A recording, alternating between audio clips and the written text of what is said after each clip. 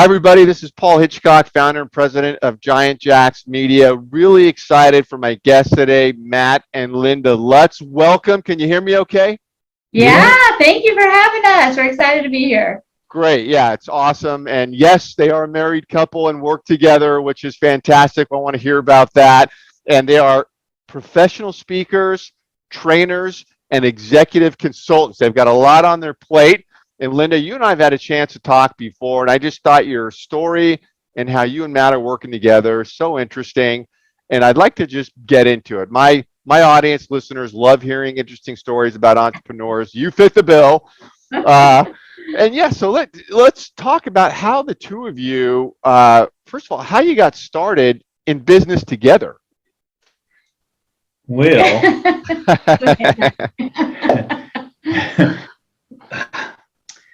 how do we start that? Where do we go? I think start at the beginning. Really? All the way over there? We'll just start there. The birth years? The birth years. Early in we were both professional entertainers. I was working at Disney World doing singing and dancing. Really? Not in a costume. Wow. Not in a furry costume. And my show closed, so a bunch of us guys jumped in a van. That was when you did back in those days. Yeah. We jumped in a van, drove from Florida to California to become stars. Wow. I was the only one that became a star.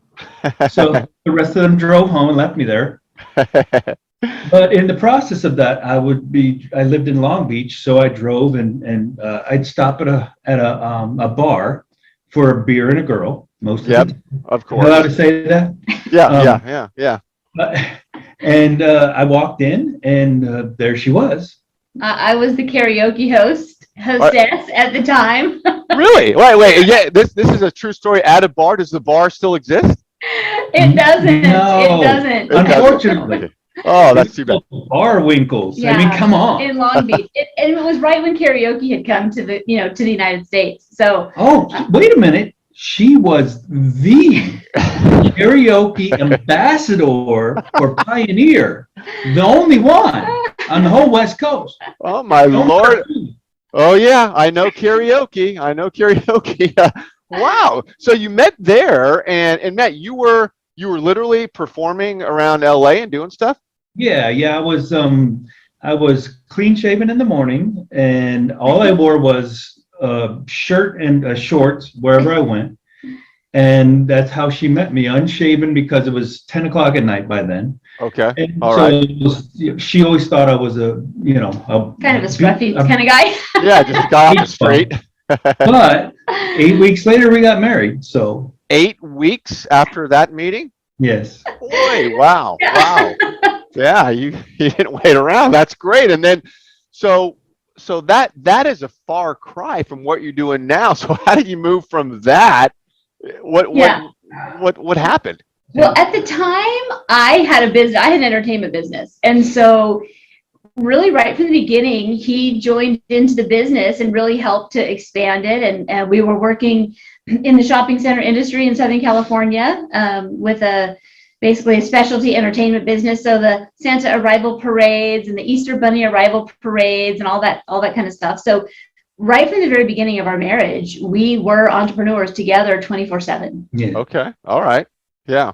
And here we are 30 years later.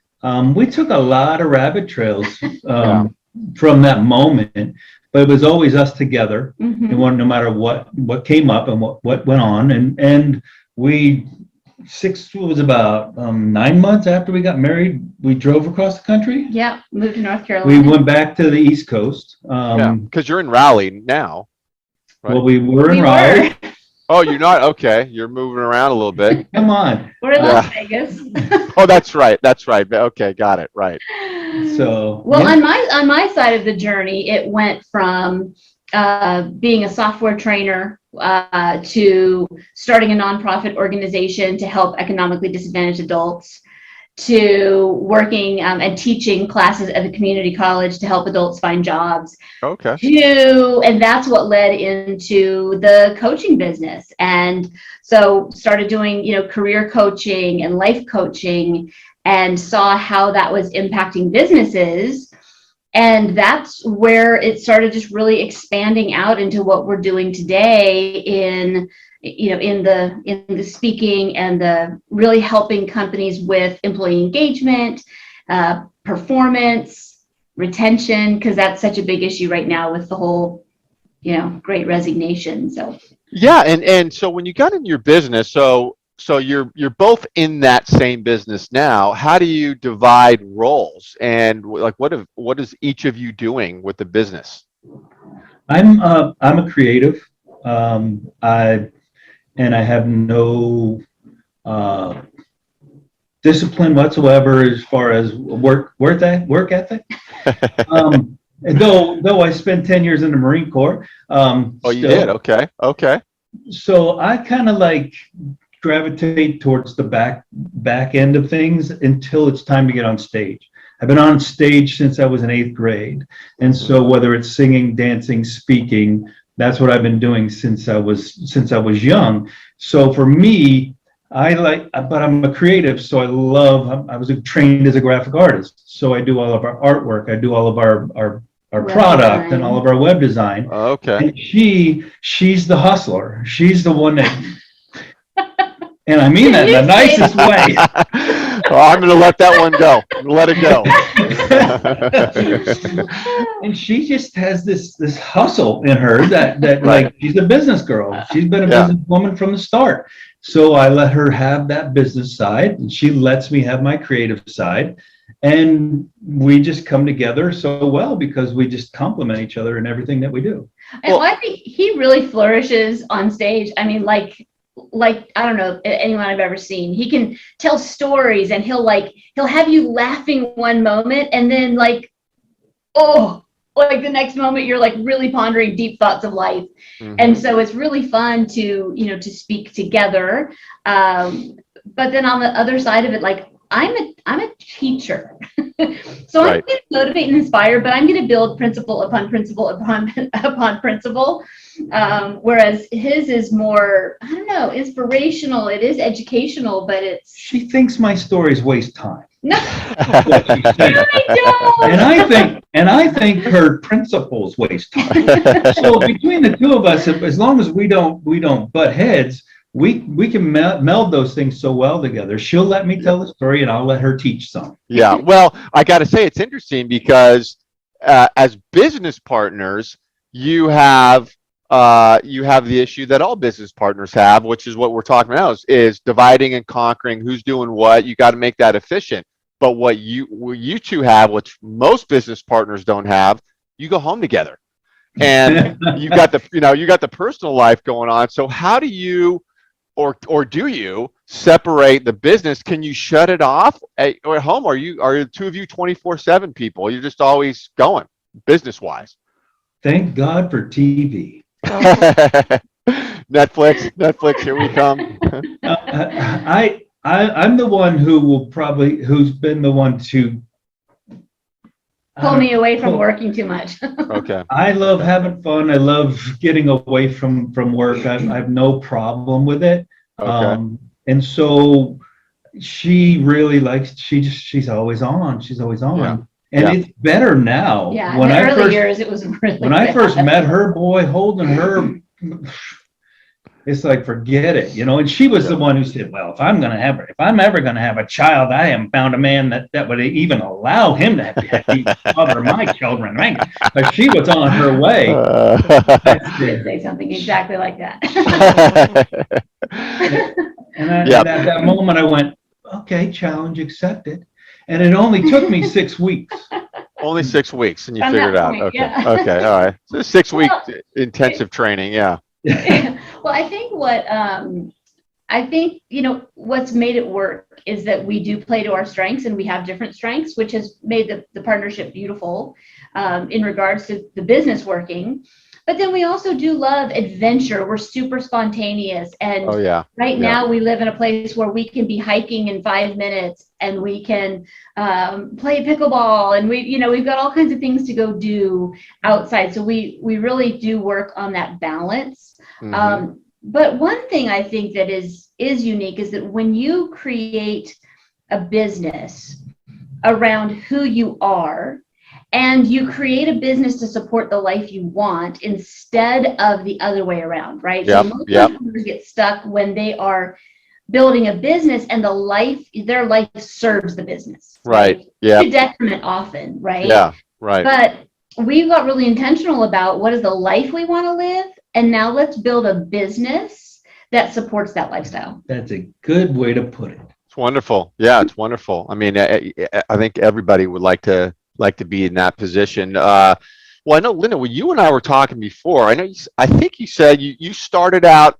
focused on training, but then kind of moved in broader approach there to executive consulting. Is that right? And what are you doing when you're executive coaching consulting? Because that term is out there. What does it really mean when it comes to your business? Well, it all began just helping people find jobs. Find jobs, right? Okay, that's right. That was the very basis of it. But it wasn't helping someone find a job at McDonald's. It was helping upper management executives and leaders find that next promotion, that next place to work. Mm-hmm. And what we found was a lot of these folks who were coming to us were having a hard time with their personal life, having a hard time with their family life, maybe because they sacrificed everything. We found ourselves, I don't know whether they gravitated to us or we gravitated to them, but the middle-aged guys, the upper middle-aged people who did their duty to raise their kids, pay that mortgage off, to do the things that they're supposed to do, get a job, who cares what job, make money, pay the bills, take care of family. Yeah. They get to this place where they did it, but now what? Yeah. That's all they know. Yeah. And it's male, female, everything, and they're all going, now what? And so we found ourselves having to coach the other side of the executive, the other side of the successful business person, Oh, interesting. who now needs to wake their heart up again, wake their Mhm. passion up again that they shoved down there for so long, their dreams and their passions and their purpose even. Their purpose was take care of the family. Right. Well, that we are not built for that. Right. Mm-hmm. So that's how it all began. And now we kind of like, we're a mindset / success business now, but you can't have success without proper mindset. So we take them down a road of both. This is why you have to do this so that you can be this. Okay. We found that people really, it's like, I want to have a job that matters, where I have meaning and purpose. And particularly people over 40, 45 years old, I've kind of climbed the ladder. I've made the money. I've put the kids into college, but now I really want to feel like I'm making a difference, like my life matters. And so what happened was, as we were helping people, we started looking to see how, when they aligned to their strengths, their experience, their purpose, their why, if you will, they became very engaged at work. They also were top performers at work. Mm-hmm. And when the companies were allowing them to align kind of that strength to the mission, vision, outcomes of the organization, they were staying and promoting within a company. So as the pandemic hit, and all of a sudden, as we're starting to come back from it, and people, like companies, can't find enough employees to hire, there's a massive war for talent right now. And as they're dropping like crazy too. They're leaving the company. Yeah. And what we realized is, well, wait a minute, but that's not what our clients aren't the ones leaving. Our clients are the ones staying. They're the top performers. So we started doing research and talking to the leaders of our clients, like who are the supervisors and directors and CEOs of our clients, and why is it that our people are staying top performers and highly engaged in their work. And so that's when we said, hey, now it's time, because we've got a model that really works. And as we translate that to companies, hey, let's help the company understand how engagement equals retention, right? Retention's really turnover and retention are both just side effects, if we're being honest. And Yep, there's agree. effects of engagement. Yeah, so that's agreed. what we help with now, with engagement and performance. I love it. So you're going into a company and you're meeting with owners, executive management, and getting in the gutter there in the trenches and doing your thing. Is that right? And is it any industry? Yes, it is. It works everywhere. It does. Yeah. Because it's not really about the subject matter that you're working in or the job you're working in. It's about you. Mm-hmm. Yeah, it's about the people. We like to say we fix people problems. Yeah. Yeah. And it's not that they're a problem. It's that we have problems. Yeah. Yeah. People have problems, and that's okay. Yeah. If you didn't, you'd be a liar. But yeah, so so basically when we come in, we're really targeting the leaders, the emerging leaders as well. Mm-hmm. And we often will come in and do like a rally, right? So we're really getting people excited and inspired about the work they do and where they're doing their work. Mm-hmm. Literally connecting what I'm great at, what I bring to the table, when I can see how that fits in the organization, how I can contribute at a higher level, I can grow, but my career can be aligned within the organization. Now I'm getting connected. Now I am engaged with the work that I do. I'm engaged with the outcome I'm bringing. As a leader, as I'm learning to, with my team, listen, right? People need to be seen and heard. Even when like a frontline worker is coming in, and maybe you think, well, they don't have as much of a roadmap as a leader would, but when they can contribute to the solution of a problem, they feel more engaged. Absolutely. And so it's really helping leadership teams, emerging leaders understand why and how people engage at work, so that they want to be a part and not leave, and grow and contribute at their highest capacity. God, you hit something. The listening part, I know that's bandied about a lot, but it is just a lost art, in my opinion. People just don't listen. Yet people just talk at each other. And I just noticed that even I go into mixed company, you're meeting people the first time, people don't listen. They don't ask you. They maybe ask you a question and never a follow-on question. They don't go deep. They don't really care. So your comment about listening, you two obviously are great listeners. It's got to be a huge difference, because then people open up to you and start talking, right? The cool thing about, I think, the very basis of what we want to do is to bring hope to organizations. Mm-hmm.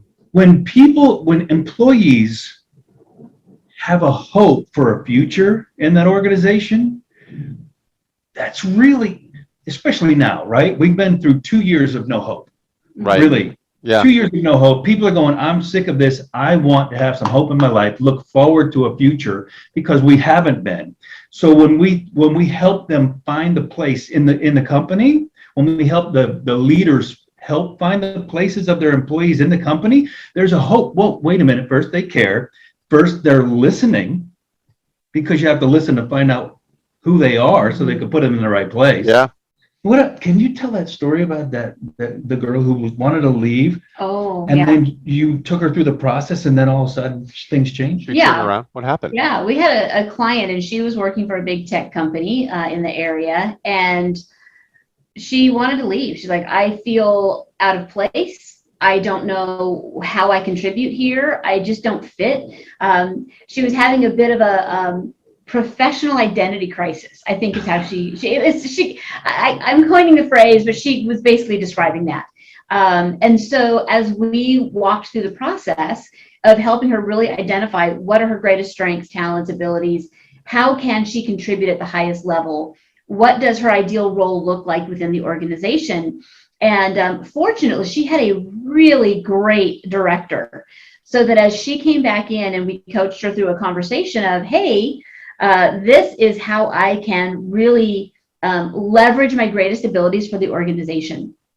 And it just so happened that he listened and said, oh my gosh, this is phenomenal. Let's take the work that you've done and create your new job description around your literal exercise. Awesome. One of the exercises that we did, and took that and made it her job description. Awesome. I spoke with him and asked him, like, well, tell me what was different. Tell me what happened after, after we were able to work with her. And he said that she is now positively affecting the entire division because of what she brings to the table and the way that she, communicates and connects and basically is the best version of herself there. Okay, you're going way beyond executive consultants here. You guys are motivators, right? I mean, it's on a personal level. Do you think that's a fair statement? Yeah. So that's all I've been doing all my life. The cool thing is, though, is we can take that one exercise for one person and come into a room and do the exercise with everyone in that room at the same time. Great. And then their bosses can walk into their boss's office if they listen and go here, and then they both can work this out. You know what kind of hope arises when you two people get together on with one purpose? Yeah, it's great. It's great. And the impact that has for the organization ultimately, right? That's what it's about, is like, that's the impact that it brings to the organization. So yeah. Are you definitely do more than just we inspire and encourage and motivate, but then we also have kind of those tangible exercises and steps and training. She has the tangible exercises, steps, and training. I motivate. Go talk to her. Come on, listen to her. He's the intangible. That one. Oh, my Lord. And are you virtual and on site these days, or what's going on? We are so sick of virtual. Yeah. But, okay, so